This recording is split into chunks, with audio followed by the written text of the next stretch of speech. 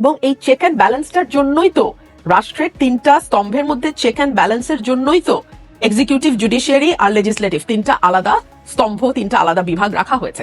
কখনো জুডিশিয়ারি তাদের উপর আপার হ্যান্ড নেবে, কখনো এক্সিকিউটিভ আপার হ্যান্ডে হয়তো যেতে পারে, কিন্তু সর্বদাই এক্সিকিউটিভ তোষণ এটা কিন্তু অটোমেটিক্যালি একটা স্বৈরাচারকে তৈরি হতে সাহায্য করে। বিউরোক্রেসির কখনোই কোনো পাওয়ার নেই they can overrule a government decision, অথবা তারা গভর্নমেন্টের উপরে কমান্ড করতে তা পারে না, কিন্তু এটা বিচার বিভাগ পারে। They are the interpreter of the constitution. Absolutely, absolutely.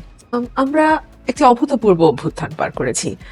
একটা সময় হয়ে গিয়েছিল মানা ভাই যে এই সরকারকে সরানো যাবে, এটাই ধীরে ধীরে মানুষ আর বিশ্বাস করতে পারছিল না। এবং আমাদের মাঠে যে রাজনৈতিক দলগুলো তখন ক্রিয়াশীল ছিল, সেই রাজনৈতিক দলগুলোর ভেতরকার নানান রকম সমস্যা বলেন, তারা মানুষের বিশ্বাস বা আস্থা অর্জন করতে পারে নাই, ব্যর্থ হয়েছে। এবং সেই কারণেই রাজনৈতিক দলগুলো যতই চেষ্টা করুক না কেন, সাধারণ মানুষকে তারা কানেক্ট করতে পারছিল না। কিন্তু জুলাই মাসে যখন ছাত্র জনতা, একেবারে সাধারণ মানুষ যখন আন্দোলনে যুক্ত হওয়া শুরু হলো, তখন কিন্তু একটা অন্যরকম জাগরণ আমরা লক্ষ্য করেছি। এবং এই জাগরণটা সমাজের প্রত্যেকটা স্তরে ছড়িয়ে পড়েছিল। আমরা দেখেছি স্টুডেন্টের বাবা মা তারাও রাস্তায় নেমে এসছে, ছোট ছোট শিশু কিশোররা রাস্তায় নেমে গেছে।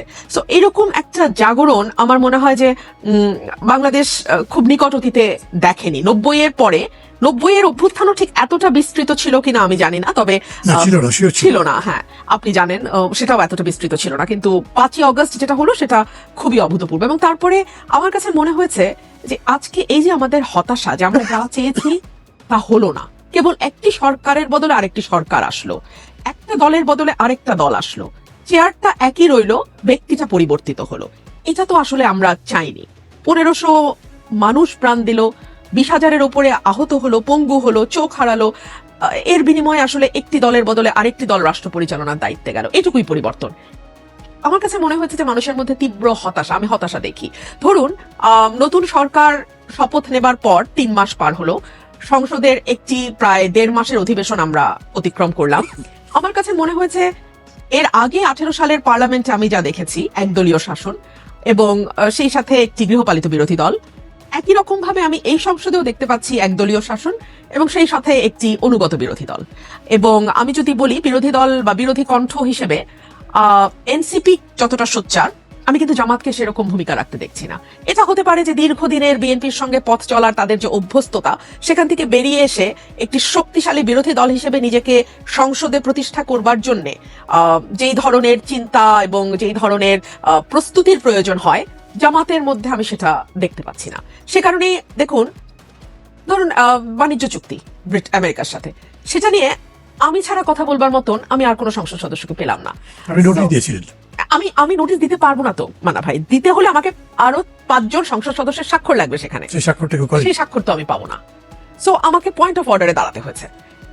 আমার কাছে মনে হয়েছে যে এই সংসদটা ঠিক আগের সংসদেরই একটা ধারাবাহিকতা, শুধু দল পরিবর্তন হয়েছে, মুখ পরিবর্তন হয়েছে। এবং যে অধ্যাদেশগুলো সবচেয়ে গুরুত্বপূর্ণ ছিল, আপনি যে প্রশ্নটি করছেন, ধরুন গুম অধ্যাদেশ, বিচার বিভাগের স্বাধীনতা সংক্রান্ত যে অধ্যাদেশ, এই অধ্যাদেশগুলো যখন একপাশে সরে যায়, বলা হয় যে আমরা এটাকে নতুন করে আনবো, আমাদের পূর্ব অভিজ্ঞতা তো আমাদেরকে আস্থা দেয় না। অতীতে আমরা তো দেখেছি বিচার বিভাগের স্বাধীনতা, আওয়ামী লীগ এসছে, বিএনপি এসছে, আবার আওয়ামী লীগ এসছে, আবার বিএনপি এসছে, বিচার বিভাগ তো স্বাধীন হয় নাই। সুতরাং এই সরকার নতুন করে সেই অধ্যাদেশটি আনবে, এই আস্থা তো আমি পাই না। সচিবালয়ের বিষয়টা কি বলবেন? সচিবালয় তো তারা প্রতিষ্ঠা করার মধ্যে এক ধরনের উদ্বোধন টাইপের ব্যাপারটা হয়ে গেছে, খাওয়া হয়ে গেছে, একদম একটা হ্যাফাজার্ড অবস্থার মধ্যে আছে। এবং আমি আপনাকে বলি, আমাদের অনেকগুলো জেলায় কিন্তু এই মুহূর্তে জেলা জজ নাই, সেশন জজ নাই। কেন নাই? কারণ আমাদের যে অধ্যাদেশটা যেটা সুপ্রিম কোর্ট থেকে জারি হয়ে এসছে, সেটা অনুযায়ী সরকারের কিন্তু নিয়োগ, বদলি, পদোন্নতি, পদায়নের আর কোনো ক্ষমতা থাকবার কথা না। এটা সুপ্রিম কোর্টের একক ক্ষমতায় হবার কথা, লোয়ার জুডিশিয়ারির যে অ্যাপয়েন্টমেন্ট এবং সবকিছু। কিন্তু এখন দেখা যাচ্ছে যে আইন মন্ত্রণালয় থেকে বলা হচ্ছে, রেকমেন্ড করা হচ্ছে অমুককে অমুক জায়গায় জেলা জজ করা হোক, সেশন কোর্টে অমুককে দেয়া হোক।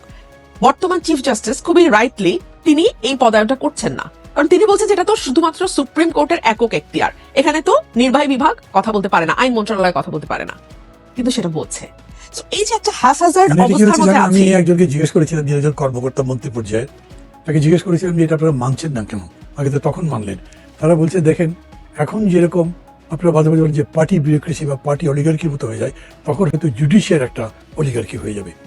মানে তারা চাইছেন যে এটার উপরে মানে একটা সুপ্রিমেসি থাকতে হবে, judiciary of executive over the judiciary.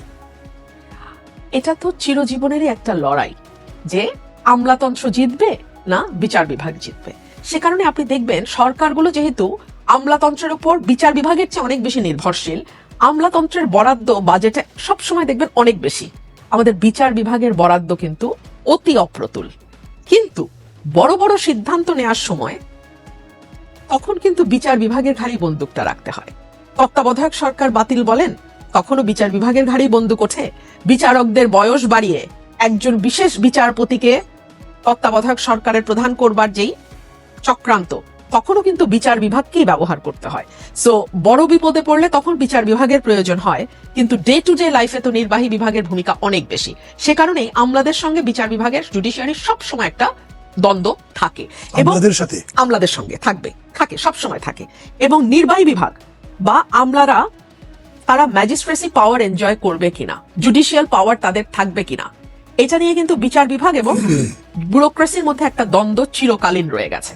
বিচার বিভাগ বা জুডিশিয়ারি কখনো চায় নাই যে আমলাদের হাতে এই ম্যাজিস্ট্রেসি পাওয়ার দেয়া হোক, কিন্তু তারপরেও কিন্তু আমরা টাইম টু টাইম দেখেছি তাদেরকে এই জুডিশিয়াল পাওয়ারটা দেয়া হয়েছে। যদিও এই ব্যাপারে রায় হয়ে গেছে, সুপ্রিম কোর্টের রায় হয়ে গেছে যে কোনো আমলার কাছে এই পাওয়ার যাবে না, কিন্তু তারপরেও কিন্তু দেয়া হয়েছে এবং আইনেও রাখা হয়েছে। এটা আপনি একদিক থেকে হয়তো বলছেন, কিন্তু আপনাকে আরেকটা সাইড বলি। ধরেন আমাদের এই উপমহাদেশে যখন ভারতবর্ষ ছিল তখন কাজীর বিচার ছিল না। কাজী বাদশাকে ডাকতে পারতেন, বাদশার খুব বড় বড় কর্মকর্তাদের ডাকতে পারতেন এবং কাজী যেটা বলতেন সেটাই হতো। আবার এই যে দেখেন পাকিস্তানে যেটা হলো পারভেজ মোশাররফের ব্যাপারে কোর্ট যে সিদ্ধান্ত দিল, মানে জুডিশিয়ারি গভর্নমেন্টকে ডিসমিস করতে পারলো। রিলেশনটা আমি এরকম করে বুঝি যে ডেফিনেটলি যদি আপনি বলেন দুটো কন্ট্রাডিক্টরি একটা আসপেক্ট আছে, তো এটার মধ্যে কে কখন ডমিনেট করবে, নাকি পার্মানেন্টলি কেউ ডমিনেট করবে, এই রিলেশনটাকে আমি আগে যে রাজনীতিতে ছিলাম সেখানে শিখেছি ডায়ালেকটিক্যাল হবে। কোনো সময় একটা আরেকটাকে সুপারসিড করতে পারে। এই জন্যই দুটো ডায়ালেকটিক্যাল, যে দুটোর মধ্যে সম্পর্কটা একটা সমন্বয়ের মধ্যে দিয়ে এগোবে। তো সেইভাবে যদি হয় তাহলে কোনো কোনো সময় নিশ্চয়ই জুডিশিয়ারি গভর্নমেন্টের উপরে বলতে পারে। নর্মালি তো আপনি পার্লামেন্টে একটা সংশোধনী আনছেন, সেটা বিচার বিভাগ বাতিল করে দিতে পারছে। আমাদের দেশে কত হচ্ছে। এইখানে একটা কনসেপচুয়ালি গোলমাল হচ্ছে যে ওনারা যখন বলছেন যে না আমাদের এক্সিকিউটিভের পাওয়ার তো উপরে থাকতে হবে, it is not a permanent case, সবসময় তো এটা হতে পারে না। একদম একদম। এবং এই চেক অ্যান্ড ব্যালেন্সটার জন্যই তো রাষ্ট্রের তিনটা স্তম্ভের মধ্যে চেক অ্যান্ড ব্যালেন্সের জন্যই তো এক্সিকিউটিভ, জুডিশিয়ারি আর লেজিসলেটিভ তিনটা আলাদা স্তম্ভ, তিনটা আলাদা বিভাগ রাখা হয়েছে। কখনো জুডিশিয়ারি তাদের উপর আপার হ্যান্ড নেবে, কখনো এক্সিকিউটিভ আপার হ্যান্ডে হয়তো যেতে পারে, কিন্তু সর্বদাই এক্সিকিউটিভ তোষণ এটা কিন্তু অটোমেটিক্যালি একটা স্বৈরাচারকে তৈরি হতে সাহায্য করে। বিউরোক্রেসির কখনোই কোনো পাওয়ার নেই they can overrule a government decision, অথবা তারা গভর্নমেন্টের উপরে কমান্ড করবে তা পারে না, কিন্তু এটা বিচার বিভাগ পারে। They are the interpreter of the constitution. Absolutely, absolutely.